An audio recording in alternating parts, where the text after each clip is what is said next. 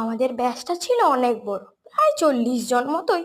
আমরা মিলে যাচ্ছিলাম পিকনিক করতে বসে। আর পিকনিক করতে গেছে এটা তো তোমাদের বলেইছি, ভিডিওতে একটু দেরিতে দেখাবো।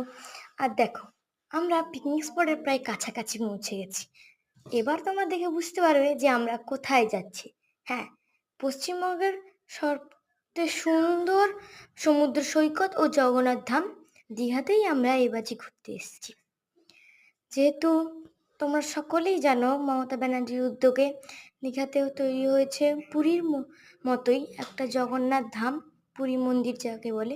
সেটা পুরীতে অবস্থিত, এটা আমাদের পশ্চিমবঙ্গে অবস্থিত পুরী মন্দির। তো সেই ধাম দেখার জন্যই আমরা আজ দীঘাতে এসেছি। আর আমাদের অবাক করেছে দীঘার এই পুরী মন্দিরের লাইন। এত বড়, দূর দূরান্ত থেকে মানুষ আসে এই পুরী মন্দির ঘোরার জন্য। আর আমাদের যেহেতু রান্না বান্না সব কিছুই ছিল ঝাউ বাগানের নিচে, তাই এখন আমরা চলে যাচ্ছি সমুদ্রের ধারে ঝাউ বাগান খুঁজতে। আর দেখো, ঝাউ বাগানটা পুরো ভর্তি গাছ। আর বাকিটা তোমাদের দেখাবো পরবর্তী ভিডিওতে।